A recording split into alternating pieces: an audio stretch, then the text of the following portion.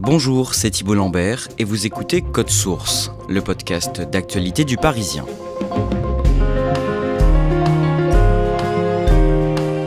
À l'âge de 16 ans, il prenait sa carte au Front National. 10 ans plus tard, il en devenait le président par intérim.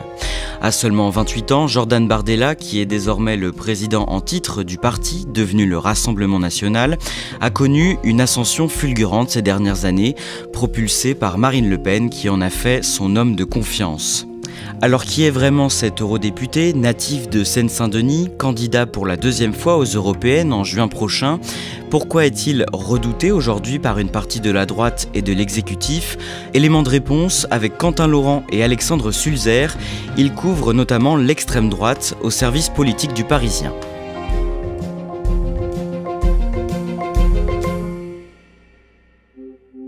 Alexandre Sulzer, on a choisi de commencer cet épisode en prenant l'année 2018. Cette année-là, un jour, Jordan Bardella, 23 ans, a rendez-vous avec la présidente du Rassemblement National, Marine Le Pen, dans son bureau au siège du parti qui se trouve alors dans les Hauts-de-Seine, à Nanterre.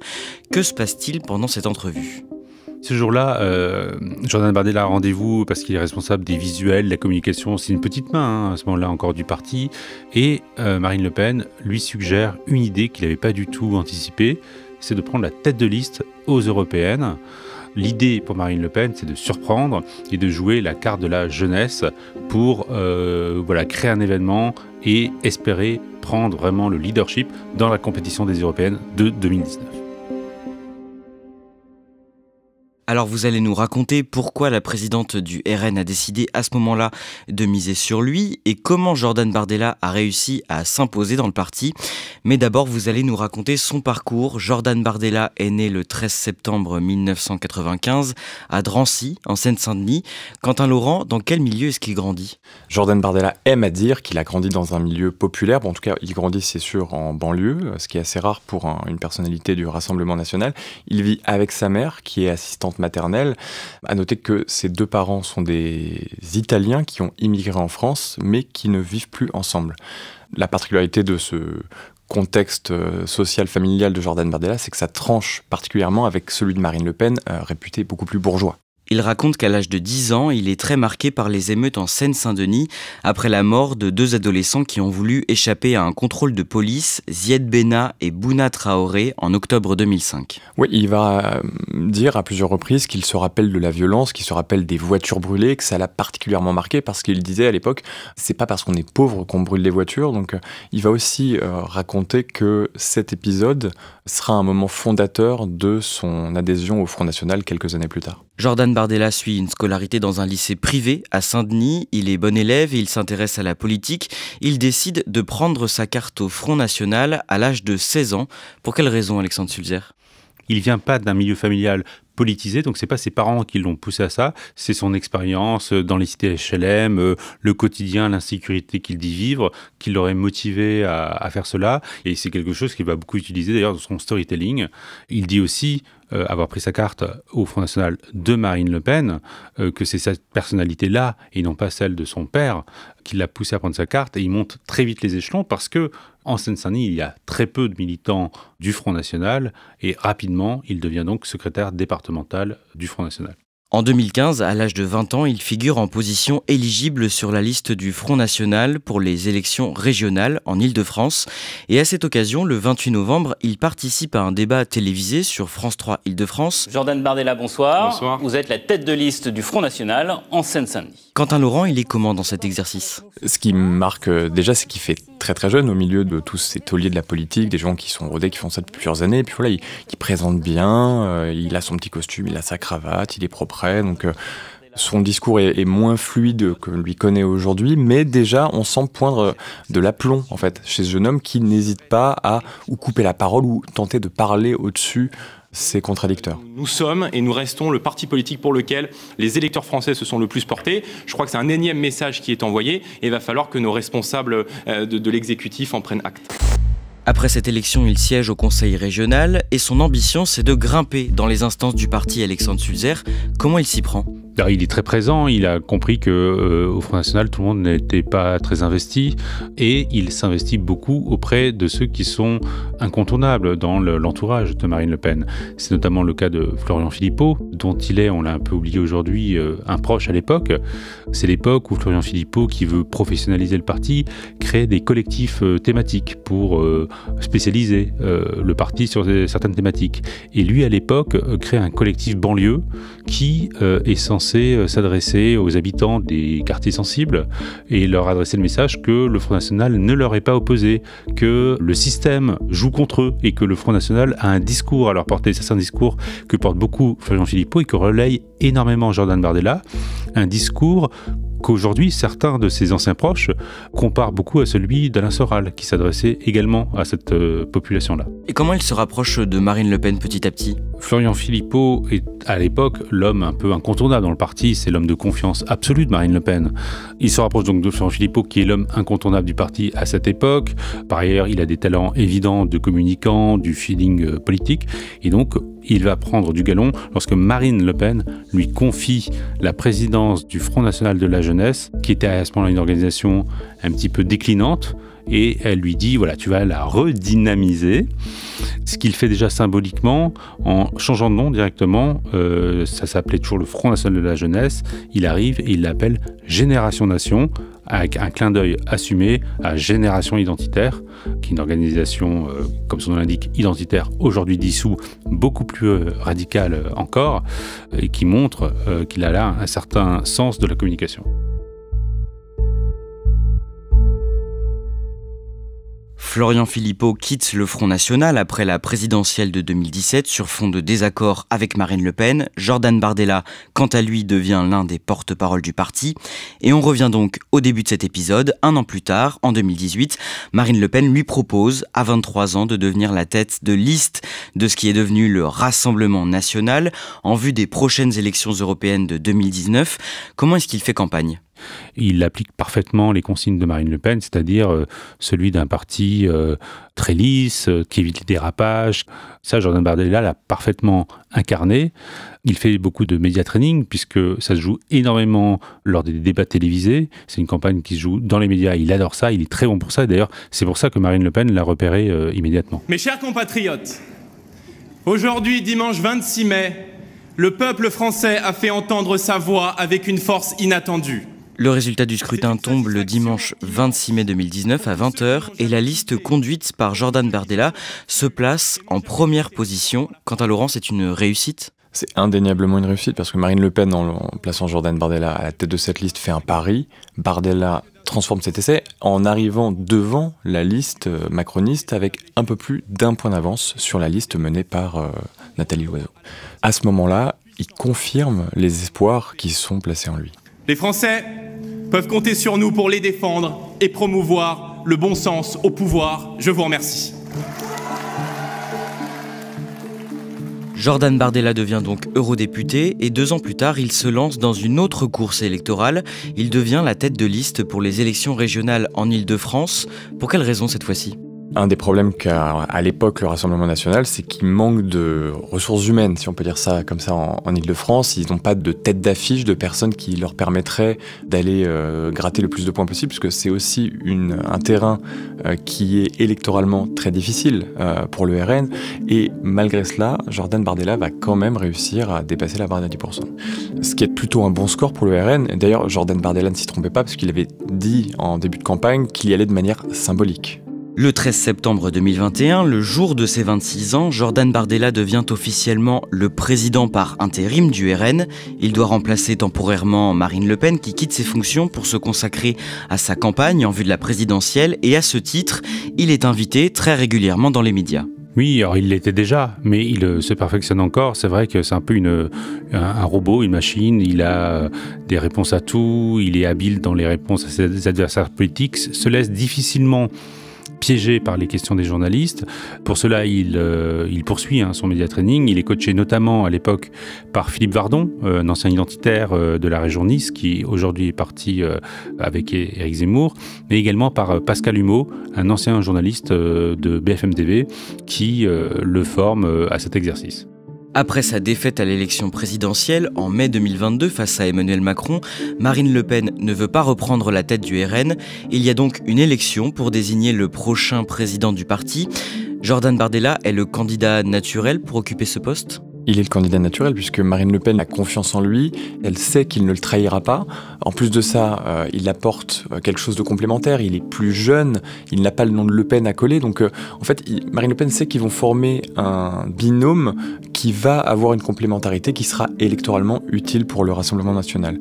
Pendant ce scrutin, il va quand même avoir un adversaire face à lui, en la personne de Louis Alliot, donc qui est l'ancien compagnon de Marine Le Pen, un frontiste historique, également maire de Perpignan. Mais Louis Alliot, s'il va réaliser un score, somme toute honnête, n'avait aucune chance, et on le savait dès le départ, face à Jordan Bardella. Les adhérents du Rassemblement national se sont exprimés et m'ont fait l'immense honneur de me désigner à la présidence de notre mouvement. Le samedi 5 novembre, à la Maison de la Mutualité, dans le 5e arrondissement de Paris, Jordan Bardella est donc élu nouveau président du Rassemblement national. Il récolte près de 85% des voix des adhérents. Quant à Laurent, décrivez-nous son discours de victoire. Alors c'est un discours qu'il veut très émotionnel, on ne sait pas si c'est fin ou si c'est 100% naturel, mais il marque des pauses, on sent, en tout cas il donne l'impression d'être assez ému, il remercie sa mère, il rend un hommage vibrant à Marine Le Pen. La deuxième personne à qui je dois ce que je suis, c'est Marine Le Pen. Cet hommage très appuyé à Marine Le Pen veut dire deux choses. Il lui dit déjà merci parce que c'est vrai que sans elle, il ne serait pas là, mais il lui dit aussi qu'elle peut avoir confiance en lui. Elle m'a fait découvrir la politique. Elle m'a donné le goût de l'engagement et la passion de ce peuple merveilleux qui est le nôtre. Scotché devant mon écran, c'est à ses envolées que je vibrais. Je savais qu'elle n'était pas comme les autres et vivait les attaques dont elle était l'objet comme si elle s'adressait à moi. Alexandre Sulzer, à peine élu, il doit faire face à une fronde de certains cadres du parti et des membres historiques qui critiquent ses premières décisions et sa ligne politique. Oui, de façon assez violente. En fait, ils ne sont pas nombreux à oser s'opposer au choix de Marine Le Pen. Ils sont essentiellement deux à mener la fronde. C'est Steve Briouat, le maire des Nains-Beaumont, et Bruno Bilde, le député d'une circonscription du Pas-de-Calais voisine. En fait, ce sont vraiment eux qui ont été les compagnons de route de Marine Le Pen depuis le début. Ils ont eu la confiance de Marine Le Pen depuis le début et ils ont peur de la perdre. C'est eux qui faisaient la pluie et le beau temps dans le parti jusqu'alors et ils ont peur de perdre ce pouvoir-là. Ce qui explique cette opposition, cette inquiétude par rapport à Jordan Bardella, qu'ils soupçonnent de ne pas être assez ferme sur ses convictions et sa loyauté à Marine Le Pen et l'accusent ouvertement de dérive radicale et extrémiste. Ce qu'ils appellent une dérive extrémiste dans un parti comme le Rassemblement national, ça signifie quoi ? Jordan Bardella serait plus extrême que Marine Le Pen ? Ce qui est sûr, c'est qu'il a un discours, des tonalités beaucoup plus identitaires que ne l'a Marine Le Pen. Moi, je ne veux pas que la France disparaisse. Je ne veux pas que l'Europe disparaisse. Or, aujourd'hui, l'immigration massive de gens qui ne partagent aucunement nos valeurs et notre civilisation remet en cause aujourd'hui les grands équilibres de notre société. Il a aussi des relations avec ce qu'on appelle la GUT Connexion, c'est-à-dire les anciens de ce groupe extrêmement radical qui continuent d'avoir des contrats avec le Rassemblement national. Par ailleurs, le discours plus radical de Jordan Bardella, est-ce que c'est de la conviction idéologique ou est-ce qu'il y a une part de stratégie également pour ne pas laisser l'espace trop large à Éric Zemmour? La question se pose. En tout cas, il y a désormais dans l'espace politique français aussi ce concurrent direct et Jordan Bardella doit aussi le traiter et en tenir compte dans ses prises de position. Vous l'avez dit, d'autres encore lui reprochent de manquer de conviction ou alors d'être favorisé au sein du clan Le Pen de par sa vie privée. Pourquoi ça ? Jordan Bardella a souvent été effectivement moqué par ses relations personnelles, intimes. Il a été en couple au début de sa carrière politique avec une proche de Florian Philippot. Il a été ensuite en couple avec la fille justement de Frédéric Chatillon, qui est la figure majeure de la Good Connection qu'on évoquait tout à l'heure, avant d'être en couple avec la nièce de Marine Le Pen. Alors cette aventure sentimentale aujourd'hui est terminée, mais ça donne l'impression des fois que les intérêts, les calculs, les proximités jouent davantage que les convictions. Quant à Laurent, quand il prend officiellement la tête du parti, quel est son objectif ? Alors, l'objectif de Jordan Bardella, c'est d'avoir une machine de guerre qui soit au service de Marine Le Pen, au service de sa conquête électorale, donc tournée vers 2027. Donc l'objectif, c'est quoi ? C'est d'avoir plus d'adhérents, c'est de former davantage les cadres. On a souvent dit que c'était un peu un problème, un déficit des cadres du Rassemblement national, mais aussi apurer les dettes. Par exemple, avec le remboursement du fameux emprunt russe, qui a été remboursé pour le coup dans son intégralité à la fin de l'année 2023. Et il essaie de ramener au parti des électeurs de droite ? Et en fait, Jordan Bardella, par qui il est, déjà parle et attire des gens qui ne sont pas naturellement des électeurs du Rassemblement national. Déjà, en fait, il n'y a pas le nom de Le Pen à coller au sien, ce qui est déjà quelque chose d'assez majeur. Il est plus jeune, il parle bien, donc il séduit plus largement qu'au RN. On nous dit souvent à LR et même parfois en Macronie, ils sont des cadres, des députés nous disent que voilà, leurs électeurs sont assez nombreux à en avoir une bonne image. Cette année, le jeudi 23 février, il signe une tribune dans le quotidien L'Opinion, très critique à l'égard du président russe Vladimir Poutine. Une tribune, Alexandre Sulzer, qui déplaît à sa patronne. Oui, parce que même si Marine Le Pen a pris de la distance vis-à-vis de Vladimir Poutine après l'invasion de l'Ukraine, elle reste quand même à minima prudente dans ses prises de position et il ne fait pas preuve d'un engagement farouche pour l'Ukraine non plus. La tribune, elle, a une tonalité beaucoup plus pro-ukrainienne ou anti-russe que Marine Le Pen. Marine Le Pen va faire un communiqué pour rappeler que c'est elle qui dicte les choses. C'est clairement un rappel à l'ordre, même si de son côté, comme de celui de Jordan Bardella, il sera nié qu'il y a des divergences entre eux. Marine Le Pen n'est plus la présidente du RN, mais c'est toujours elle, dans les faits, qui contrôle le parti. Comment fonctionne alors son binôme avec Jordan Bardella ? Est-ce qu'ils arrivent toujours à être alignés ? L'exemple de l'Ukraine prouve bien que même si c'est un couple politique qui fonctionne plutôt bien, qui marche dans la confiance, dans la loyauté, il peut y avoir évidemment des petites différences d'appréciation. C'est Marine Le Pen qui reste la chef et elle ne manque pas de le rappeler régulièrement. C'est quand même deux personnes qui se font confiance, qui ont besoin l'un de l'autre. Marine Le Pen a besoin de Jordan Bardella pour s'extraire des difficultés du parti. Elle en avait marre de gérer ce parti, d'être dans la petite politique partisane. Elle a besoin, elle, de briller à l'Assemblée nationale. Et Jordan Bardella sait évidemment qu'il doit tout à Marine Le Pen et qu'à ce stade, s'il risquait la moindre petite révolution contre elle, il y aurait très peu de gens derrière lui. Donc de toute façon, les deux ont un intérêt évident à travailler main dans la main. À la fin du mois d'août et au début du mois de septembre, Jordan Bardella s'entretient en tant que président du parti avec Emmanuel Macron dans le cadre des rencontres de Saint-Denis organisées par le chef de l'État. Quant à Laurent, il est comment dans cet exercice ? En fait, tout simplement, il n'est pas venu main dans les poches. Jordan Bardella, c'est quelqu'un qui travaille, il est méticuleux, donc il va prendre la parole, comme tous les autres chefs de parti, de manière carrée. Il a des choses à dire à Emmanuel Macron, des demandes. Ça va impressionner les gens qui sont présents. Et d'ailleurs, le président et ses proches ne vont pas manquer de le faire savoir, de dire qu'ils ont été impressionnés par la personne de Bardella, mais ce qui est aussi une manière d'essayer de mettre un petit peu de dissension, de faire jouer un peu la concurrence entre Bardella et Marine Le Pen. Le dimanche 5 novembre, sur le plateau de BFM TV, il est interrogé au sujet du fondateur du Front National, Jean-Marie Le Pen, et sur l'héritage du parti. Qu'est-ce qu'il dit exactement ? On est un tout petit mois après les attentats du Hamas en Israël et quelques jours avant la marche contre l'antisémitisme qui doit se tenir à Paris. On demande à Jordan Bardella: est-ce que Jean-Marie Le Pen était antisémite ? Et sa réponse est: je ne crois pas, je ne sonde pas les cœurs et les reins, je ne le crois pas. Ah, vous ne croyez pas que Jean-Marie Le Pen est antisémite ? Je ne le crois pas. Donc ça va provoquer un tollé parce que Jean-Marie Le Pen a été condamné pour des propos à caractère antisémite. C'est une erreur que va reconnaître Jordan Bardella, qui dira un peu plus tard dans la semaine que c'était une maladresse. À l'approche des élections européennes qui se tiendront le 9 juin prochain, Jordan Bardella est candidat depuis septembre 2023 pour un nouveau mandat. Alexandre Sulzer, quel est son bilan après avoir siégé pendant presque 6 ans au Parlement européen ? Ah oui, il a siégé dans une commission très importante, c'était la commission pétition. C'est de l'ironie, cette commission d'ailleurs est parfois nommée la commission des planqués. C'est la commission qui, de son propre aveu, ne prend pas trop de temps parce que Jordan Bardella, même s'il touche ses émoluments d'eurodéputé, a d'autres responsabilités. Il ne manque pas de rappeler qu'il ne peut pas s'investir pleinement dans son activité d'eurodéputé puisque, effectivement, il est très engagé dans la politique française et donc son bilan personnel au niveau européen est quand même extrêmement faible. Le bilan du groupe d'ailleurs du groupe politique est très faible également, puisque le RN au Parlement européen fait partie d'un groupe qui est complètement cornérisé par les autres groupes politiques du Parlement européen et donc n'est associé à aucun texte, à aucune résolution. Et donc c'est un mandat extrêmement faible à Strasbourg. Mes chers compatriotes, 2023 s'achève et à quelques heures d'entamer cette nouvelle année, je tenais à vous adresser mes vœux les plus chaleureux. Quentin Laurent, Jordan Bardella a dépassé en ce début d'année le 1 million d'abonnés sur TikTok, ce qui en fait la 3e personnalité politique française la plus suivie sur ce réseau social.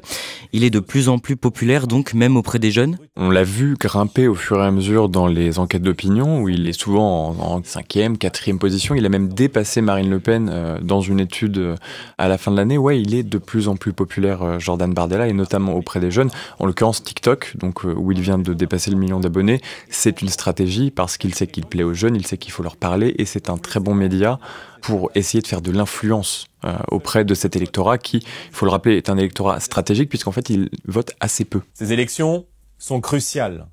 Elles détermineront l'ampleur de la sanction infligée à l'Union européenne de Bruxelles et du désaveu donné à la politique d'Emmanuel Macron.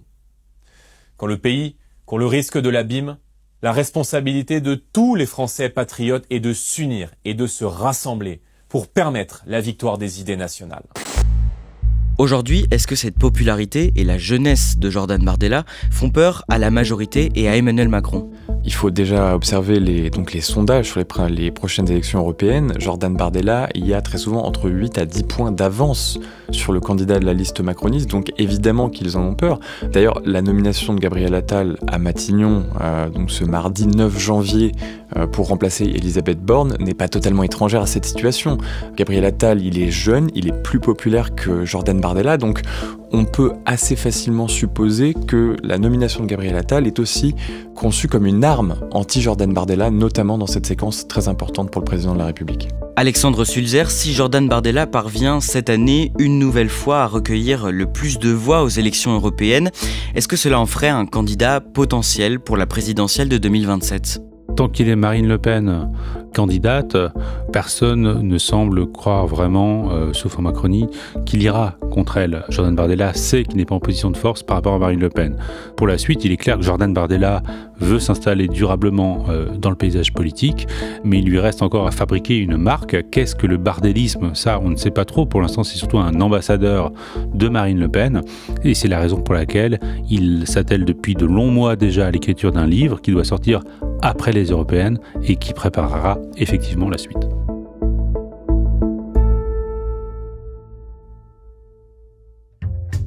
Merci à Quentin Laurent et Alexandre Sulzer. Cet épisode de Code Source a été produit par Raphaël Pueyo et Barbara Gouy, réalisation Julien Moncouquiol. Si vous aimez Code Source, parlez-en autour de vous, laissez-nous un commentaire et des petites étoiles sur votre plateforme d'écoute préférée. Vous pouvez aussi nous écrire à cette adresse codesource@leparisien.fr. Code Source, c'est un nouvel épisode chaque soir du lundi au vendredi et le samedi, ne ratez pas Crime Story, le podcast de faits divers du Parisien.